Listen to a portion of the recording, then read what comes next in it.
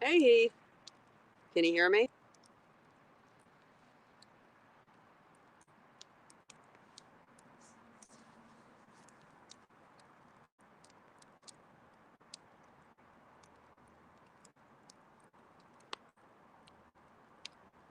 I promise I'll be done.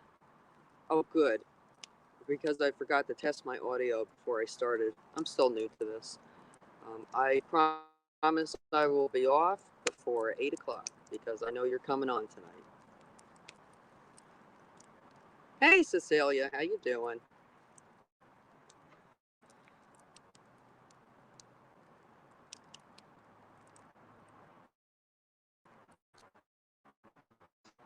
I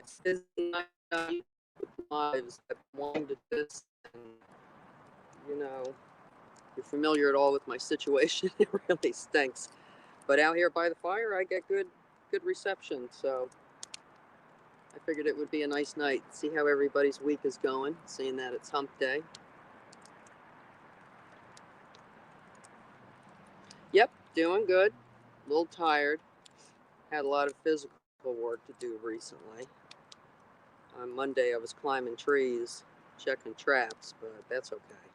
I took my tools with me this time, though. I was smart, and I cleaned everything up because there were a lot of prickers and vines in the way, and a lot of these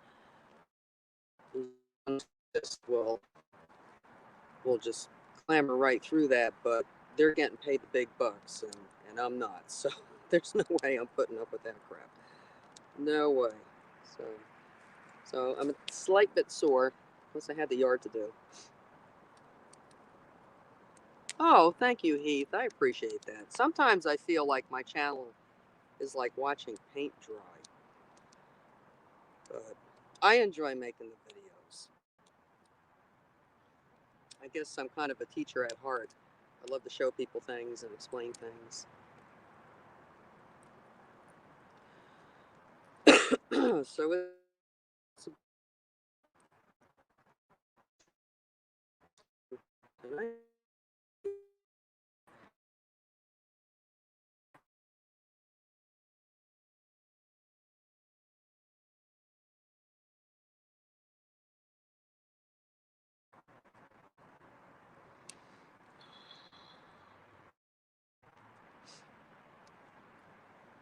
Oh, it froze up again? Oh, that stinks. It's 49 degrees.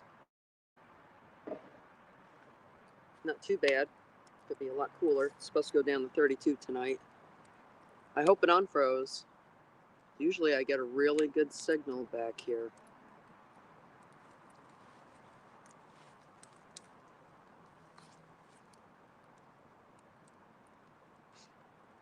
Yeah, Heath, this is my backyard. This is the little fire pit that I built when I dug a garden. There had been a house there very, very long time ago, and it probably isn't the most ideal place to put a garden, but it's always done very well in that spot. But I found all the foundation stones, tons and tons of them. Hey, Mark, how you doing? Cottrell's hunting and trapping outdoors. If you don't have Mark's channel, check him out. He does some great videos. They're very, very enjoyable and educational. I learned a lot about that one dirt hall set that you did in the last video. That was meticulously done. I was really impressed with that. I wish I had time. I have my trapping license, but I can't commit to it. When you know it, you know what it's like. When you set traps, you better be there the next day to check it out. I don't want to have to do set up even two traps and then not be able to make it out. That would be just a terrible thing.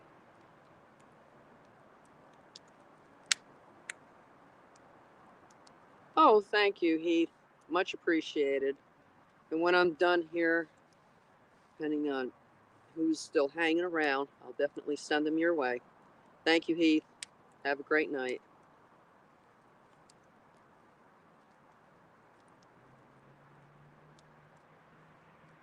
So, how's the week going, Cecilia, Mark?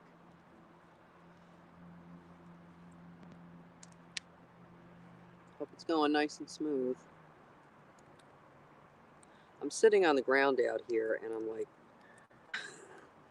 paranoid about ticks and bugs. When I first got out here and started the fire, I actually had mosquitoes flying up in my face. It's below 50 degrees and we're still having an issue. But this summer that we had was terribly wet. I mean, disgustingly wet. I never saw such a wet summer. I mean, that lower Hudson Valley has the tendency to be almost like say Juneau, Alaska. It's almost like hey Mo, how you doing? Try my hand at live streams. I'm sitting out in the backyard at the fire pit because I can't get reception in my house anymore. So I've had a couple of duds, but when I'm back here, it works out just fine. So yeah, back to the weather this summer. Oh my goodness, it was terrible. Because we're in between mountains and we've got the Hudson River, we end up with a lot of humidity in this area. Terrible amounts of humidity. But this past summer was unprecedented. I've been here since 1965 and I never saw such a wet summer. In fact, I mowed the grass yesterday and it was dry. And I had to mow the leaves and mulch them and everything. But hey, Greg, how you doing? Oh, thank you.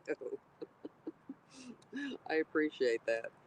I'm kind of in a bad position here, though, because I'll get back to what I was saying before. Squirrel! Right, Mo? Squirrel! Yeah, Heath is getting ready for his live stream at 8 o'clock, and I promised him that I would be out of here and send everybody his way. Oh, thank you. Thank you, Tanya. I appreciate that. What was I going to say? Oh, yeah, I'm kind of sitting in an uncomfortable position here because I have the neighbor's dogs to deal with. Unfortunately, they're not socialized. They've got two of them. My other neighbor calls them junkyard dogs. They're not the nicest dogs you ever wanted to meet. They're not the kind that will come up and lick your face. They'll come up and they'll chew your face off. So I'm kind of sitting in a position so I have an eyeball peeled in that direction. But yeah, so as far as the weather goes, yeah, I had mosquito when I first came out here. I had mosquitoes bugging me. I couldn't believe it. But yeah, I was mowing the grass yesterday and I had to get some of the leaves up, some of the last of the mulberry and some of the silver maple. And for once, that lawnmower was running like a top because I love dogs too, Mark, but I don't like neighbors' dogs that stalk you and attack you. Even when you're pushing the lawnmower or using a chainsaw, they'll come up and try to take a bite out of you. And there's supposed to be an electric fence up, but it doesn't seem to do too much. But anyhow, I had a good time mowing the grass yesterday. That's what I'm trying to say. As per the weather, and it dried out enough so that it didn't bog down, and I could hear the engine running the way it's supposed to be because, all summer it was so wet I had to keep stopping and emptying out the undercarriage because, lift it up, let it spit out all the wet gunk. It was just kind of, yeah, I don't like mean dogs either. Both my neighbors have dogs. And that's the reason why I get pretty good trail cam pics up in the back here because everything funnels. There goes another mosquito. He's on the screen. That's why I get some pretty good trail cam pics because my property is like an oasis between the two. And having the dogs around, it doesn't really do much to keep the predators away because I don't know if you saw my video of the trail cam video that came out tonight, but there was a pretty good size coyote that came through. And about a week ago, we had 2 rabbits in the yard, and then he came through, and now we have 1 rabbit. So he's a 1 rabbit dog. We finally got the chicken coop rebuild done, so just in time before the storms came. How bad did you get it, Tanya? I haven't really been paying too much attention. And I know you've got that very questionable tree in the middle of your yard.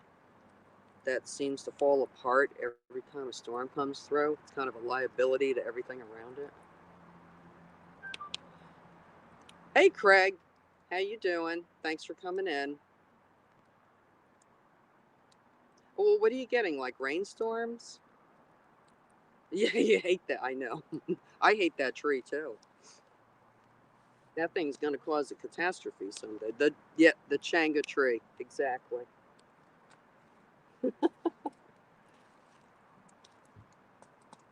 We almost had one like that right behind my house, but it's lying in pieces right now. It's a great big centennial maple.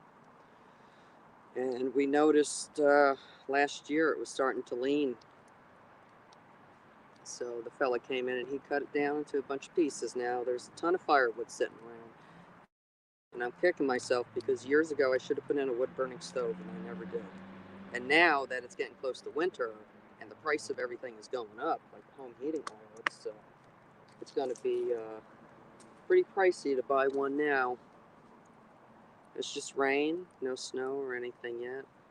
We just can't afford to have it taken down. Yeah, we found a guy who was pretty well priced, but the problem is with that, he destroys the yard, which I'm not thrilled about, but I'm not really going to complain because he's not charging the going rate. He's good friends with my neighbors, and that seems to be part of the situation there. And we always pay cash, so that makes a big difference. It's slowly falling. Do you know what kind of tree it is? Is it like tree of heaven? Alanthus. Looks like looks like a palm tree. Maybe you don't have Alanthus down here, but it's a real problem up here. It's a junk tree. Tree of heaven is actually the tree that grew in Brooklyn, because Alanthus and tree of heaven are the same. I mean, they'll grow up through a crack in the sidewalk. 48 degrees here in northern West Virginia. Boy, Mark, I gotta tell you, that spot you've got is heaven. I love watching your videos just to see the scenery. It's like it's a white elm? Really? I think that's what they said. A white elm. Interesting. I wonder if that's the same as an American elm, which we don't have many of anymore because of the blight that got them. And we're losing all of our ash trees up here because of the emerald ash borer, and they're non-discriminatory. They're going after the white ash and the green ash and the black ash. Doesn't make any difference. They get underneath they burrow holes. The larvae burrow holes into the trunk, and then it cuts off the circulation, so the tree can't get any nutrients. Almost heaven, West Virginia. John Denver, that guy. Did you know that during the oil embargo in the 1970s, he had a bunch of, well, not a bunch, but I think he had 3 oil tanks buried in his yard, or gas tanks, so that he wouldn't have to do the odd even thing with the license plates and sit at the gas stations. I don't know if I don't know. I'm kind of showing my age by talking about that, but yeah, he was no fool. I don't blame him for doing that. But yeah, the whole thing about John Denver was he was, hey, the truth. How you doing tonight? Thanks for stopping in. The thing about John Denver was, I mean, his persona and his image was, Mr. Environment. And then during the oil embargo, what's he doing? But he's hoarding gasoline on his property up in the Colorado mountains. You gotta love it.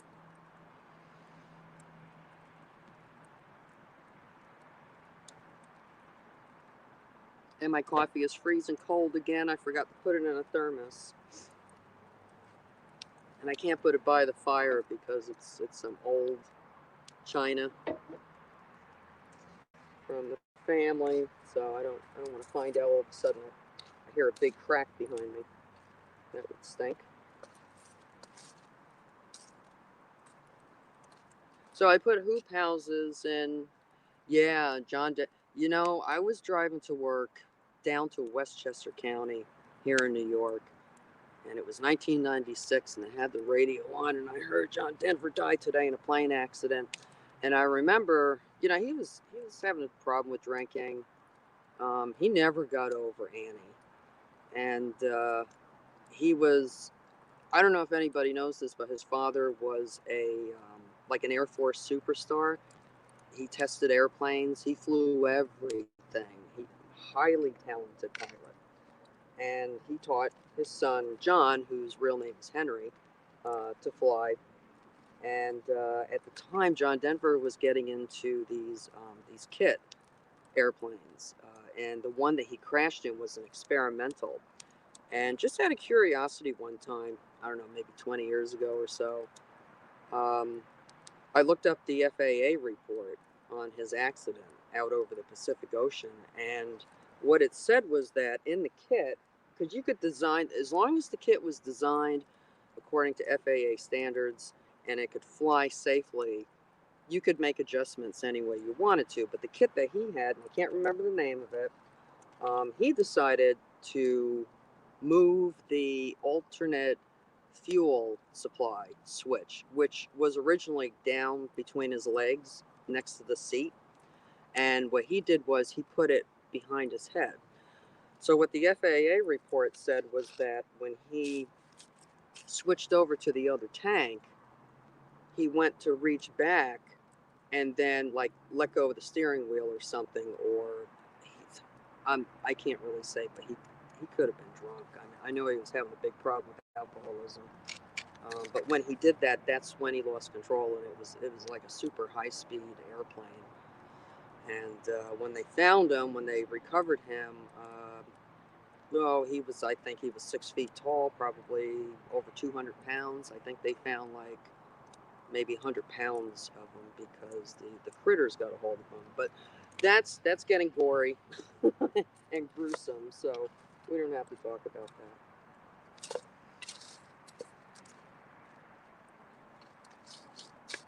Mark, are you deer hunting this year?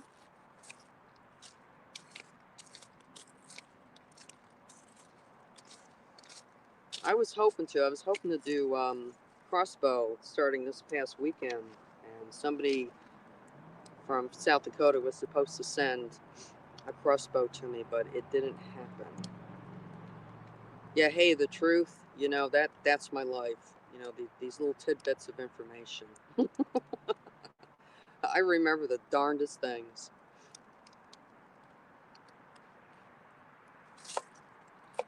Gio, are you still in here?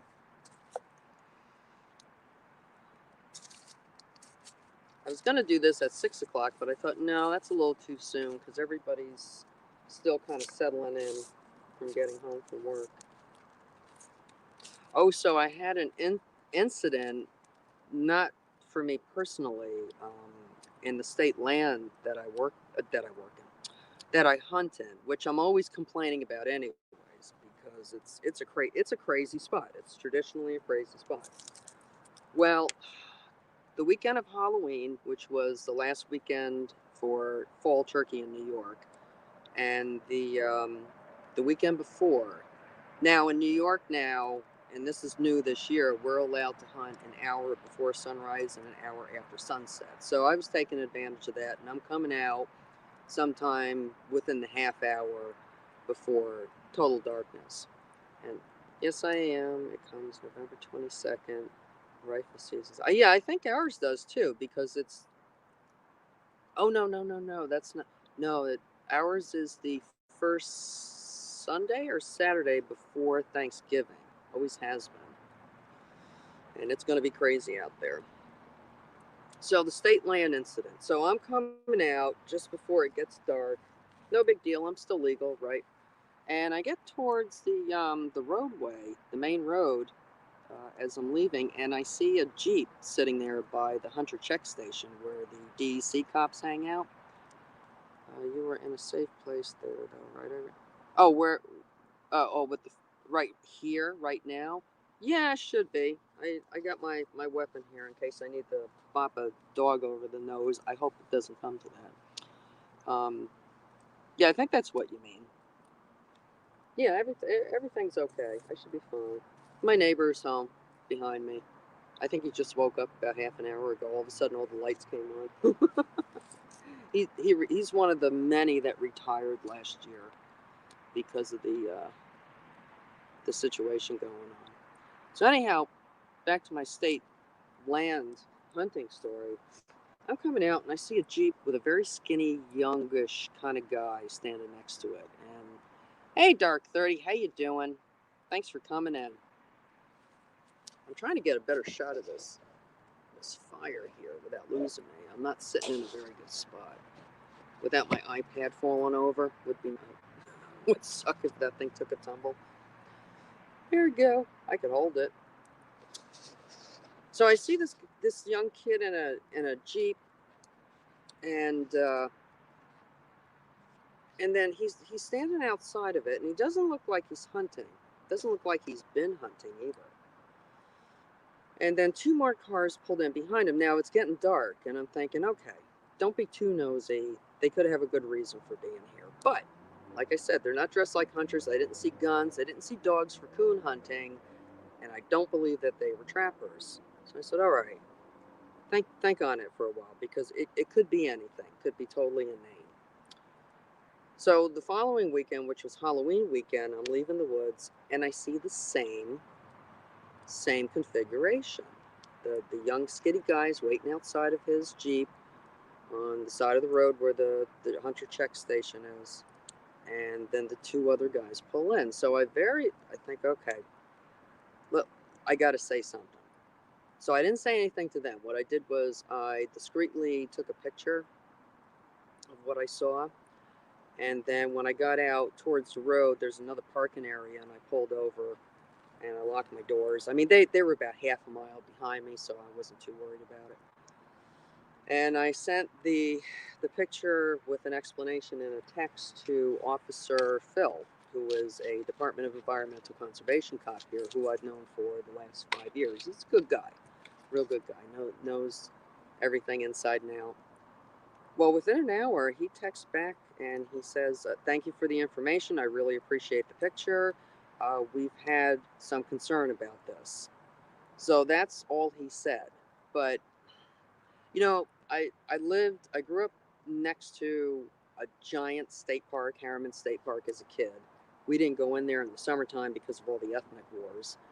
The locals just knew better. And then later in life, when I got out of college, I went to work for that very same state park, which all of us considered a metropolitan-based park, because it was so easy for the city to come up. And the most crazy, horrendous, ungodly things happened in the park. All the weirdos go to the park to act like an idiot.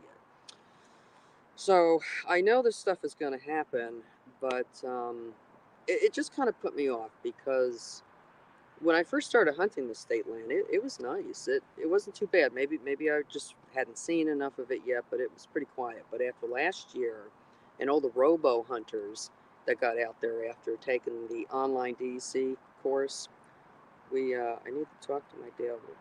Oh, absolutely, Mark. Do what you got to do. Family first.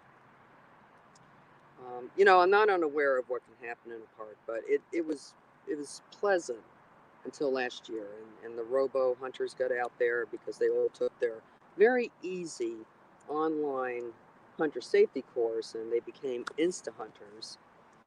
And we had a big problem with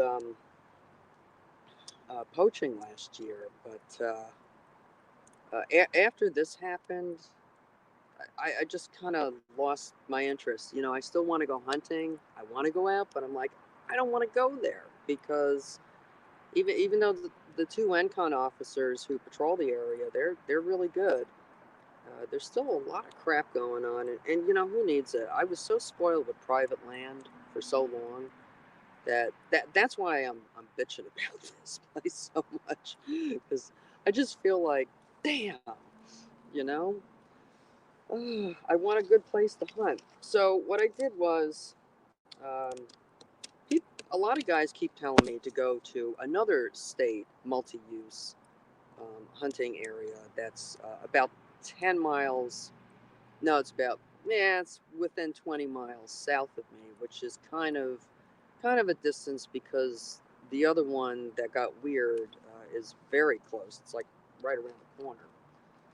And so I went down to get a permit. I'm not exactly sure why the state wants us to have a permit to hunt there. I think it might have something to do with what happened in this place after World War II and the communications, and there may have even been some connection with Operation Paperclip there. I don't know. I don't know. I'm just surmising, but there's some interesting things still left out there. So I go down to get the permit in person. They have a visitor center, and it's a beautiful place. It was also where the Ramapo Ironworks were in the 19th century, where a lot of iron was smelted there. Loads of iron in those rocks. And the nasty evil Karen who was running the visitor center came to the door and wouldn't let, she held the door so that I couldn't get in because I wasn't wearing a muzzle. I'm like, oh, come on, can we get over this already? So I said, all right, the heck with it. I'm not dealing with this anymore. Hey, J&J, how you doing? John Redlinger. That's your name. I forget these things sometimes. I kind of took a hiatus during the summer, so I kind of lost track of everybody. I was just getting to know everybody. And then I just kind of copped out for a bit. So this nasty evil Karen won't let me in the door, and I left and kind of went around, discovered the park a little bit, and so I got my application online, and then I sent it in. It's like a $5 permit for the application, and I'm still not sure. Yeah, it's kind of a nickel and diamond kind of thing. I'm not exactly sure about why they're doing that. I'll find out eventually. But I was doing a little research on the place, and what's nice about it is the other state land that I hunt at is a ghost town. It was a farming community. It's comprised of three different towns, and the MTA took it over for the buffer zone for the airport. So everything was just, the houses were demolished. There, you can still see some remnants like old bed frames. There's some really cool cars out there that a lot of people have actually made use of and taken parts out of. And sometimes you see a pile of tires and whatever, but there are roads. You can get deep into the heart of this land um, when they open the gate October 1st. And you can get lost there. Well, not lost. I don't mean lost in the way that you can't find your way, but I mean, there's been so many times where I've gone out there like after work or on a weekday, and I'm the only one out there except for maybe one officer, and it's just heaven because you're in the interior of it, 6,700 acres, and it's just super quiet. And of course, you got the airplanes going over, but that's okay. But this other place that I want to go to, this other state land that I want to try out that's much farther away, you don't have that opportunity, and you can't drive within it. There are county and town and village roads that run all through it. So a weirdo can't just drive in and disappear around a corner. So your car is out in the open, which can lead to some other problems. But I'm not going to worry about it. But I think there's less of an opportunity to act like a jackass out there. I'm hoping, fingers crossed, right? But we'll see what happens. And I hear that there's a lot of woodcock there, and I just double checked because I thought New York had decided this year that they wanted us to get a migratory duck stamp for that, federal duck stamp. But I just double checked, and we don't need it, which is a good thing, um, sort of. But yeah, so I'm gonna go try that out and see how we make out. I hope I'm not putting anybody to sleep. That is Karens in every community. There is Karen. Yeah, yeah, yeah. Especially since last year, that opened the floodgates for the malignant narcissists in the worst way. Good Lord Almighty. The antisocials got their 5 minutes of 15 minutes of fame or whatever, and it's going into overtime, big time overtime.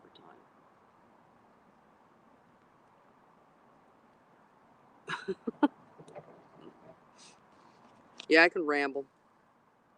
I love to talk.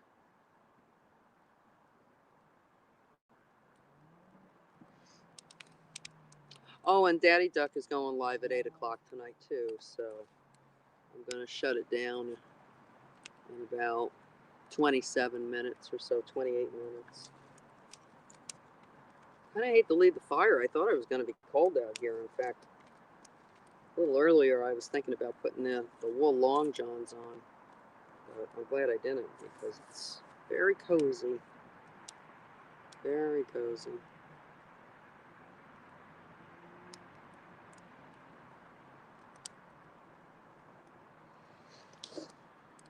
Oh, I was kind of shocked a few years back here in Ohio when they did away with our check-in stations and you just do it online. Yeah. Yeah, well, last year, what I saw the DEC, New York State DEC doing here is just taking full opportunity of making a ton of money because those hunter safety courses were always free. And then when they did it online, they had to pay for, the service and everything, the people who set it up, and then $20 a pop. 500,000 new hunters in New York State because of that online class, times $20. They made out pretty darn good, didn't they? And they're dangerous too. Jeez. I just got the New York Outdoor News newspaper, my favorite newspaper in the whole world, but one of these guys who had been a live instructor for probably 30 years, he hasn't had a class this year, even though they did go back into the classroom this year. So you can do both. You can either go in person for free and get the advantage of an experienced hunter, or you can just pay $20 and do it online and not get that great information from the guy who's been there and done it all, and that's a really important part of it. They're missing out on an awful lot. But yeah, I'm not a big fan of what happened last year. There's an awful lot of dirty. I mean, there's always dirty dealings going down, but last year was like a freaking heyday. It was ridiculous. I mean, yes, they did the truth. Yes, they did. And then then on top of it, they collected all that money for the license itself, which is, well, how much is the license in New York? Just a plain old hunting license without any tags or bow or trapping or anything. It's about, I think it's like $30. And then, you add some tags. You get those for nothing. That's a lottery, and you always get the tags that you want in the area you want, usually. I've never had a problem with it, but and then you got the bow, and the muzzleloader comes with that because bow and muzzleloader and crossbow, and they intertwine at some point. Have you heard of? Yeah, I just saw in the New York Outdoor News paper. It's north and south of me now. It was in our area. We lost 8,000 deer. Now, when I read this article just recently, they said that in this area last year, we had, I don't know, maybe 1,200.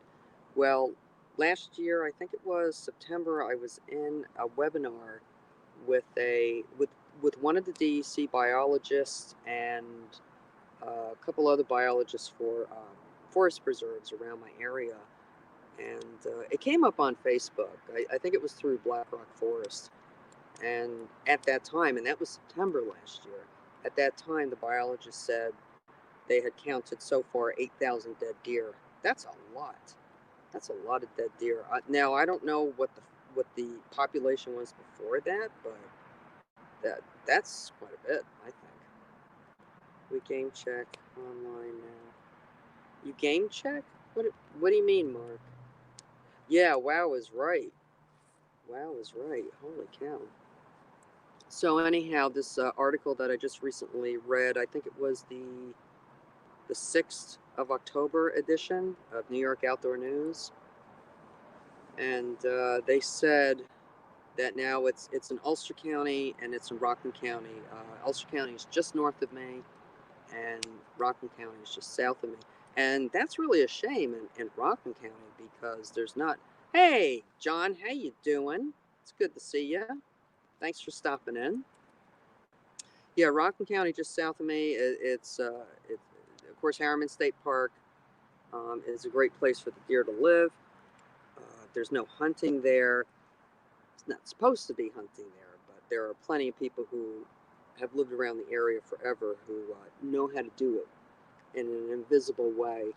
But the deer down there are giant hogs, and they're old. I mean, they've got the long bullwinkle nose and everything, and I mean, they're like 20 pointers.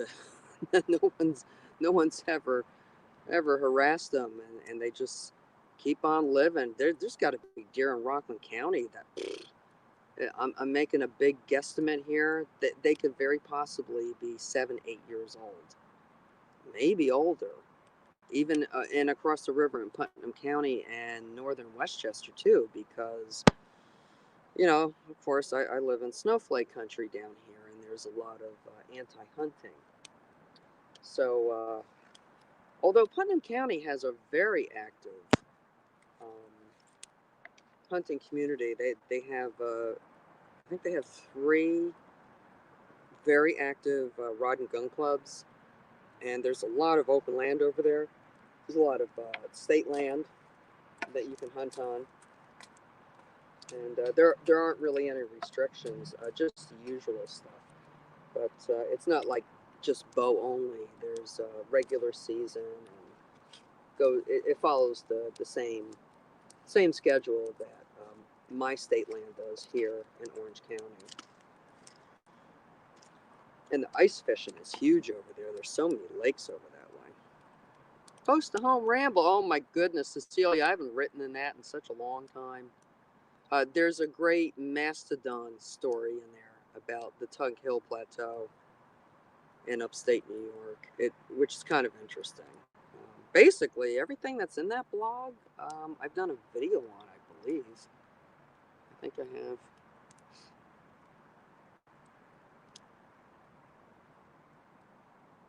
The truth is, Copper your dog? Is that what you're saying, John? Oh, you have, Mark? Has it been extensive? Do you know?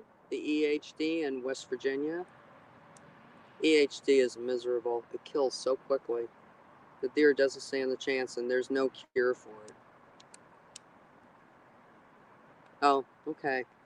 I didn't know. Cooper. What's the cat's name, the truth? I think you have 1 cat, maybe 2 cats. I think Geo fell asleep. Man, that guy's been hitting the woods so hard lately. Trying to get that 6-pointer that's out there that has a really bad limp now. It looks like the guys who were in, I don't know if you've been keeping up with Geo Outdoors. Used to be Geo Bush. You all know him, Greg O'Day. He's been he's been checking his trail cams, and there's been some guys hanging around out there, and they keep coming in at night, and it looks like somebody shot the 6-pointer, and then they went in to try to retrieve him, look for a blood trail, but they didn't because Greg caught the 6-pointer with a horrendous limp on the trail cam just, I think, a few days ago. Okay, we check deer, turkeys, and bobcats in online now. Oh, kind of like, I see what you mean, Mark. Like, when you get a deer and you tag it, you got to call it in. Yeah, we can still do one or the other. But the deer check station that I was talking about, that's specific. Cecilia? Oh, well, thank you. But yeah, it's a P.O. box. What am I worried about? Besides, I'm heavily armed. Thank you, Cecilia. Kind of took me by surprise. Well, John Coffee, I am out by my fire because this is the only place where I can get a decent signal. One night a couple of weeks ago, I just found it by accident, and it worked. So that's why I'm sitting out here. Okay, what did I miss here? Oh, the cat is Scout. I miss having a cat. But I plan on moving on at some point. I don't have anything definite, but I got the idea out there. It's time to move on. I don't want a cat that I'm going to have to worry about. And sorry about the car noises, but it is still sort of unofficially rush hour, and a lot of the city traffic comes up through here.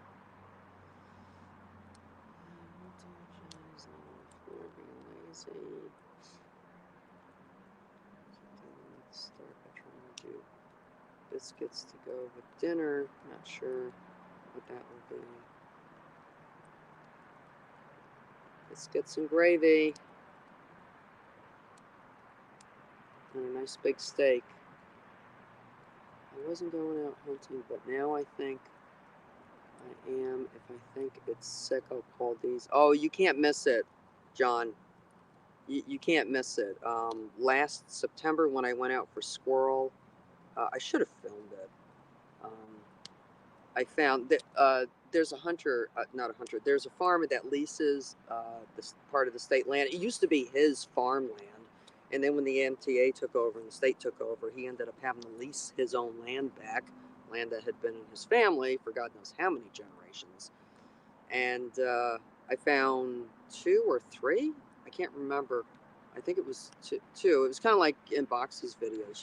They're at water because they get this horrendous dehydration and terrible thirst in the last hours of the virus infection. And beautiful 6-pointer, 4-pointer, still in velvet, just rotting there. And I just called the officer whose jurisdiction that is, and just let them know.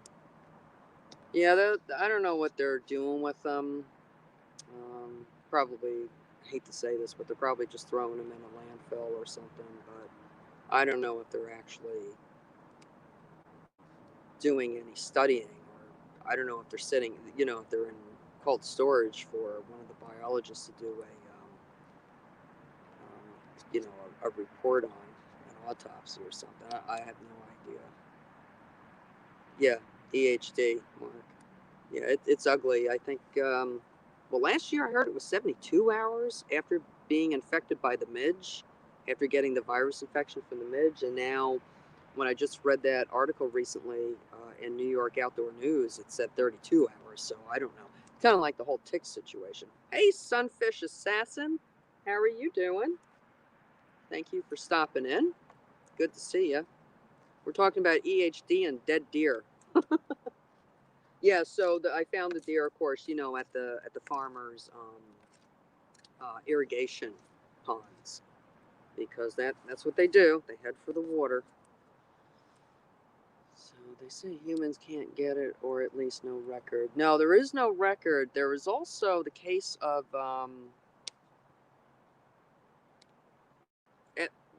correct me if I'm wrong. Epstein-Barr. I think that's it, which you could get from eating like squirrel brains. And about 2-3 years ago, I saw an article somewhere about it, and there was a little concern. But there was this guy like up by Buffalo who ate squirrel brains, and he ended up with this disease, Crutchfield's Barre, I think it's called. I might be screwing that up. I know I got Crutchfield's right, but yeah, he ate squirrel brains, and he ended up with the disease, and he died. Didn't take him long to die either.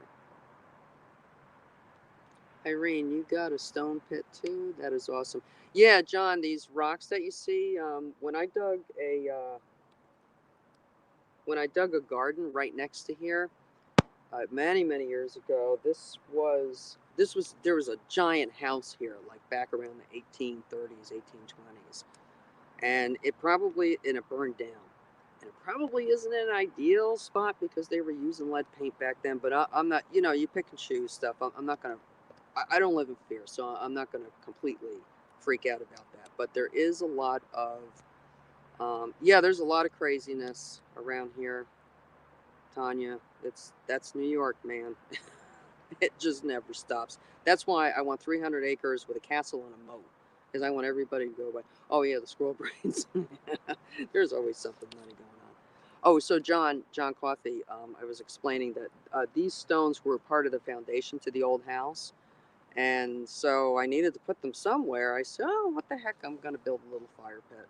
It's not very big. It's maybe 5 feet, 5 feet wide, and no, 5 feet long. It's about 2 feet high. I just added some big stones to it, like these big ones back here. These things are monsters. I mean, they're nice stones. I mean, the landscapers are paying a lot of money for stuff like that, and I still got a ton of them here. I should find somebody and sell it to them. Probably the landscaper down the road. He might be interested, but and then but then I'd have to dismantle my fire pit, and yeah, so yeah, I needed some place to put them, and instead of putting them in a great big pile, I just thought fire pit would be great. I'm starting to miss some of this. What is crawling on my pants? There's squirrel brains. It's like cream cheese. Yeah, so are lungs. You know, smaller animal lungs. They're just kind of puffy. They're interesting. My husband always said he wanted a moat. Yeah. I think that's what the smart people want, because they don't want to follow the crowd. They want to do their own thing. Let's see. Mark says yes. They go to water when they have EHD, and yeah, yep. It's the eyes get bloodshot too. Oh, that I didn't know. That I didn't know. Maybe the biologist said it in the webinar last year, and I missed that. But yeah, it was like a 2 hour long webinar with this DEC biologist. It was pretty interesting. I didn't say anything during it, but there were some people in town who were part of it who aren't really hunters, but they were interested in what was going on because they lived near the forest preserve here, and they were having to deal with, and one of them in particular had a stream, a mountain stream running through their yard, and these people in particular had to deal with a couple of dead bucks on their property. So, and chronic wasting disease is always an ongoing issue. Always. I remember the first time I saw that, I had just started driving, and I used to take my 77 Toyota Corolla out. It was a stick shift with a manual choke. I love that car. It was awesome. And I'd go out driving around. Oh, hey, Tom. How you doing? Thanks for stopping in. We're talking about gross things like dead deer and EHD and chronic wasting disease. But the first time I ever saw chronic wasting disease was back in the 80s when I had that little car and I was driving around out on one of the back streets, way out in the woods in West Cornwall, and there was a deer. It was a doe, and she was just kind of standing on the side of the road. And I pulled up alongside of her, and I didn't know at the time. I was pretty young, and she just kind of stared off into space. And I said, "Well, okay.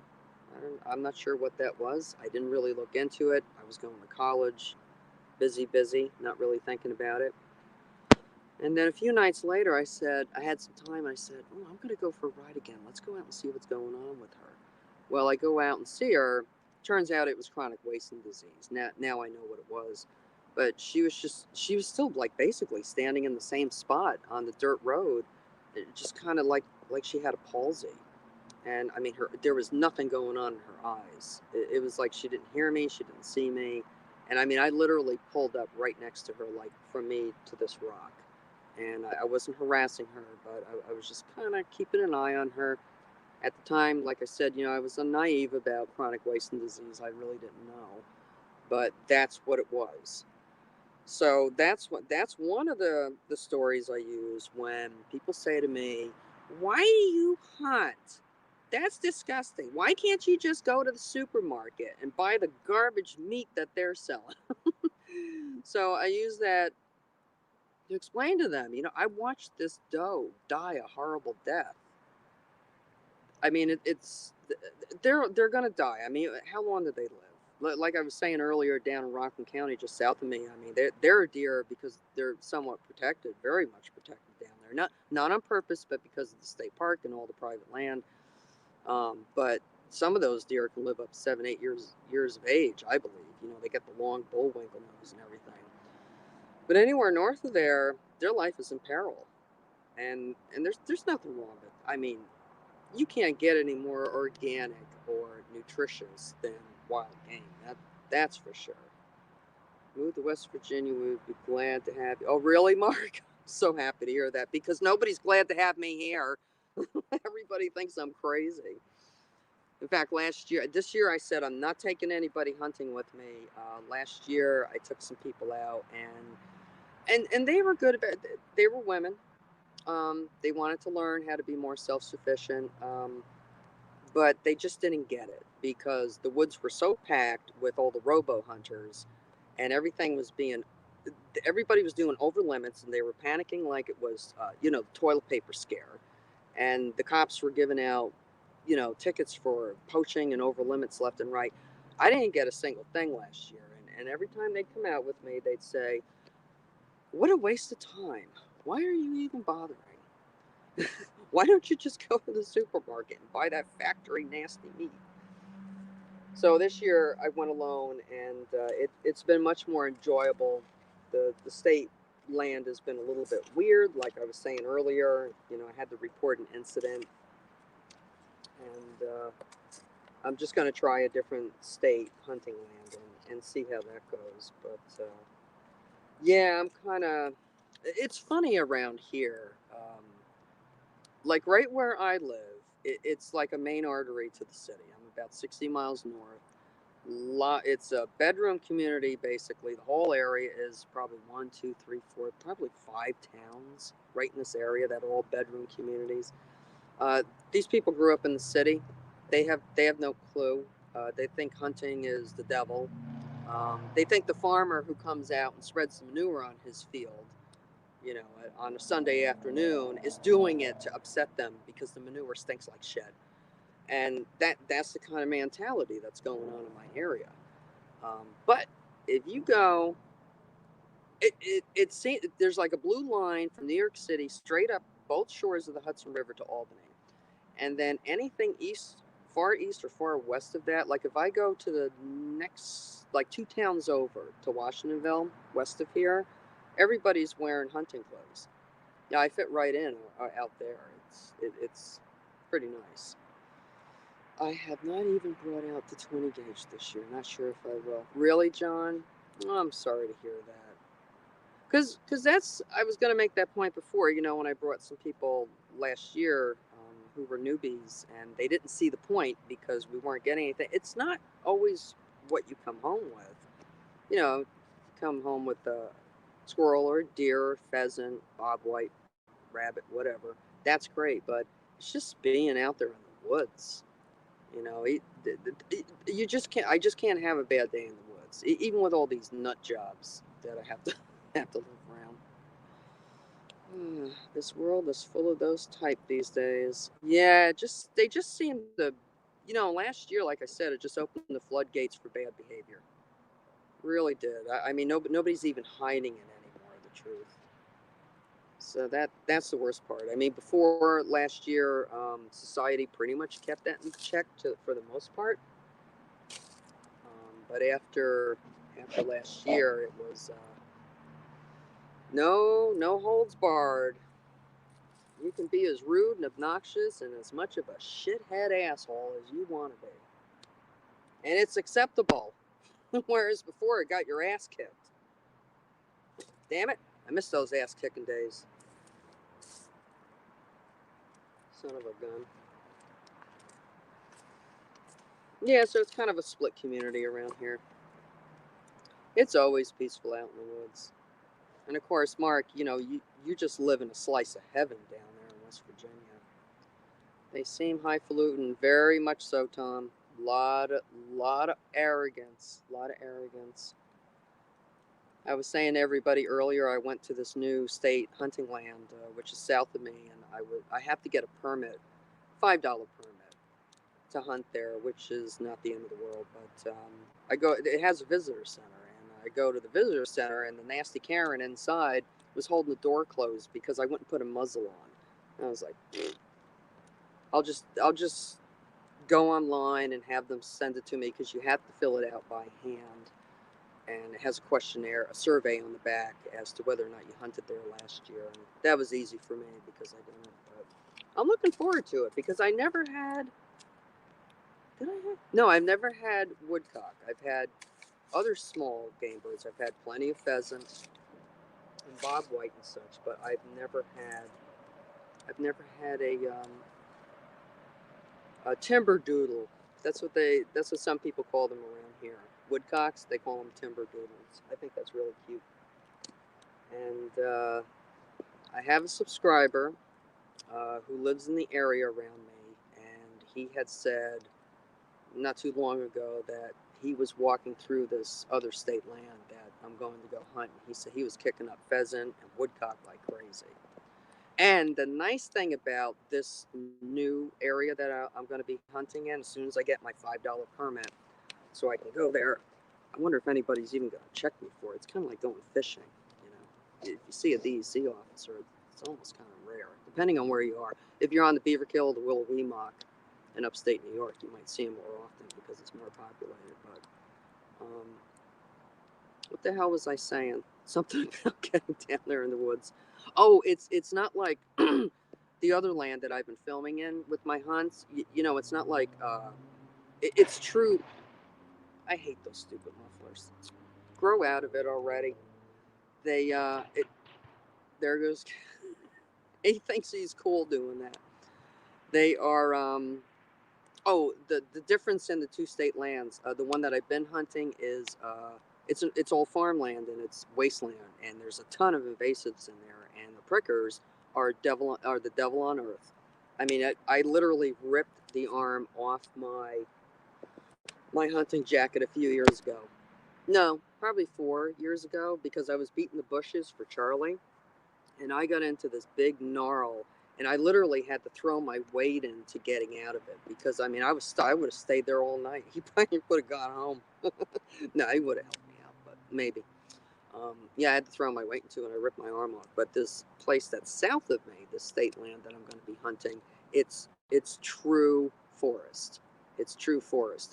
Maybe at the edge you might get some prickers and some barberry and stuff, but once you get in about 50 feet, it's all hilly and hardwoods, and you know you don't have all that disturbed land where you're going to get into the prickers and all that stuff. People are too entitled is the problem. They need to understand how hard times can be. You got that right, Mo. Because one thing I noticed last year, now I don't take handouts from anybody. I'm not interested in .gov bucks. I'll do it myself. If it gets that serious, then I'll go live in my car. You know, I'm not so proud that I won't do that. But I'm not in a situation where that would have happened, although I did hemorrhage money last year like so many other people did. But what I've noticed is, and this goes back to last year, the people who did not do the research, who did not even take the time to get on the computer to find out what was really going on, were the ones who did not lose any finances. They were just too comfortable, and they just, you know, appealed to authority and did what they were told, and just kind of waited for it to blow over. And of course, you know, they took their .gov bucks, which I completely refuse because I still do everything by hand on paper. So it wasn't digital. So I was able to write, you know, deceased, return the sender. Actually, I didn't write deceased, return the sender. I just wrote address unknown, return the sender. I know too much. Hey, Tony of doing redneck things off grid. How are you? How's the blonde lady? Yeah, everything's good. I've been wanting to do a live stream, and this is in my backyard at the fire pit. It's the only place where I get a stinking signal. Washington's full of nut jobs. Sure is. Overpaid nut jobs. A lot of overpaid civilian nut jobs. It's great being in the woods till you see a bear 30 yards behind you, and all you have. Oh yeah, you know that's that's a problem. I'd much rather have a stronger projectile.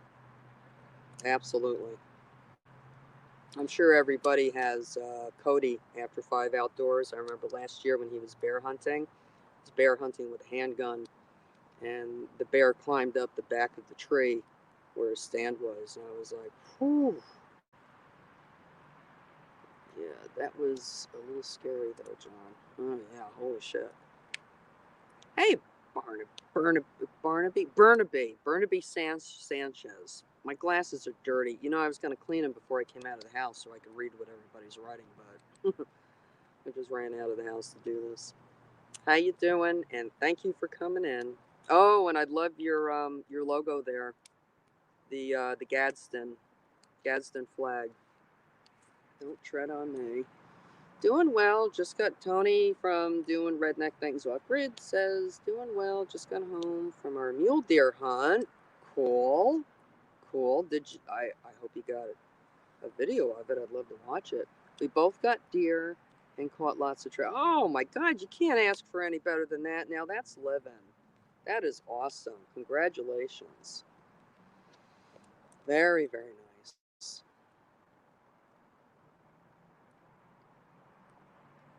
Roland, how you doing? Yes, thank you. Thank you for saying that.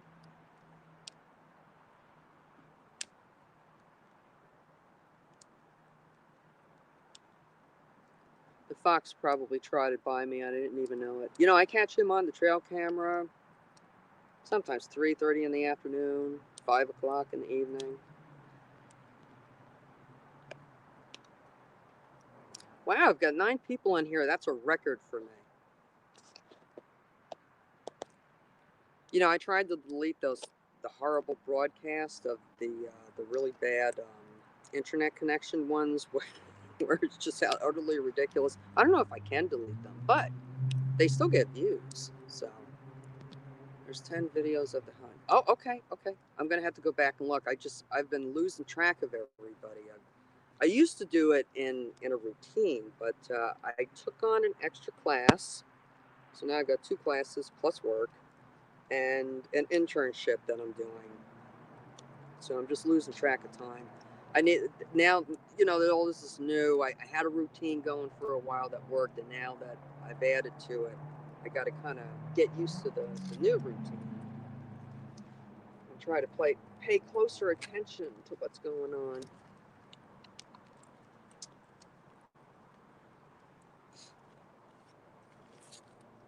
John says he's doing good.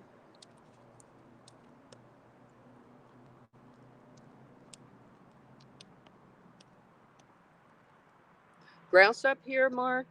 Uh, I remember the video you did. I think you were out on the side by side, and you stopped to videotape that one grouse. I would have done the same thing because grouse used to be king here, and they say that the reason we don't see that many anymore is because of all the development. And I can remember when I was a kid, there was an area. Now I lived in town here when I was a kid, right in the heart of town, right near the hospital. And there was the street called, well, it's still there. It was called Cedar Ave.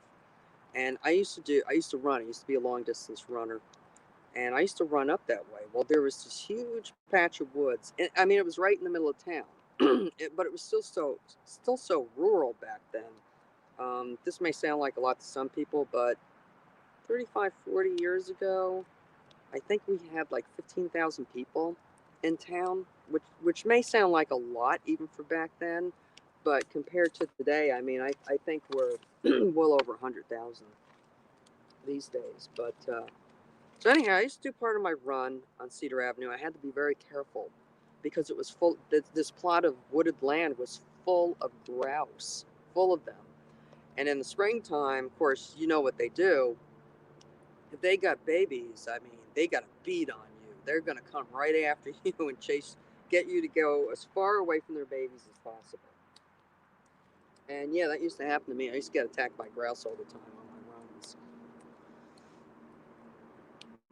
Okay, Burnaby.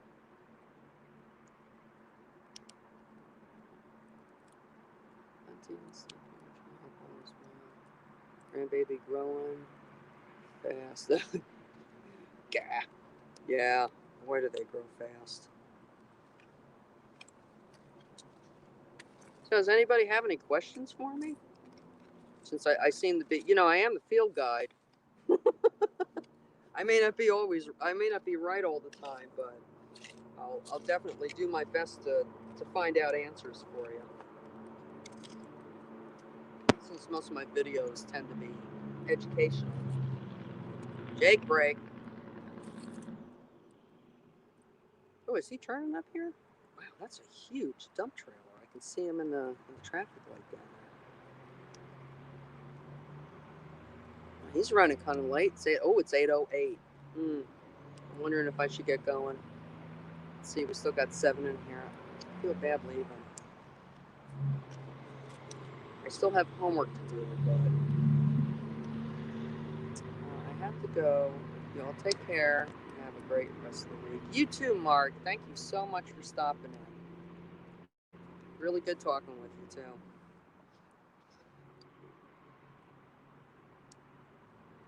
I don't know if you guys can see this or not, but there's the moon right there. I think it's, what is it tonight? And it looks like it's almost a half moon, but not quite.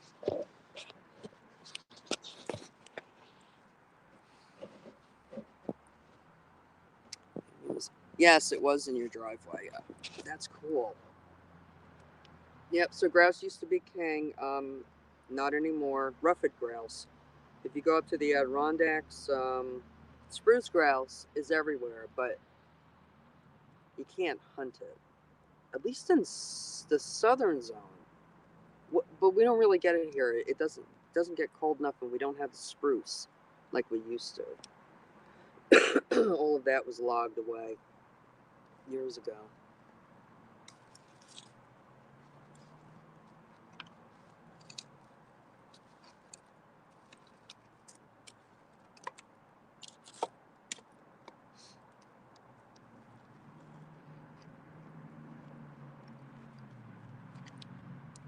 I did shoot a grouse. Was it 2018 or 2019? I was just sitting down at the top of a hill overlooking a swampy area with a game trail that came through, plus a mountain biking trail, which is fine because, it's a multi-use area. And the mountain bikers will actually move game. So I don't complain. But yeah, I'm just sitting down.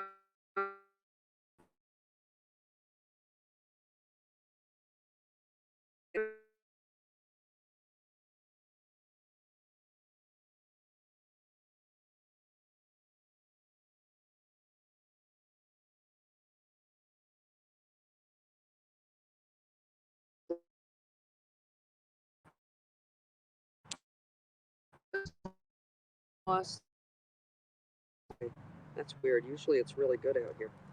So back to the ruffed grouse story. So I winged him.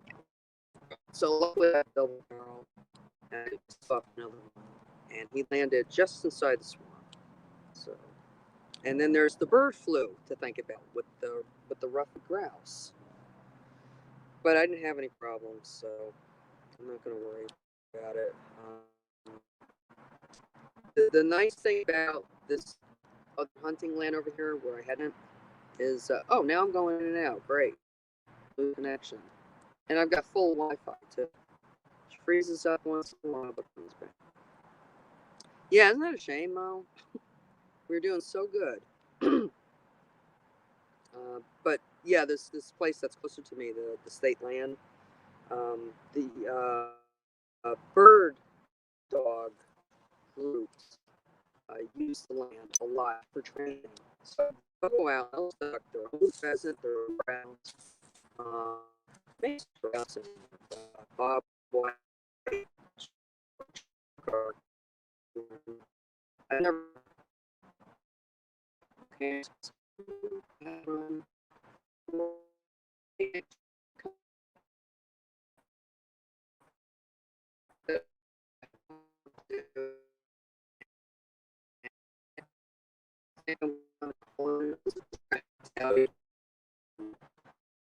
where they go 3 now. So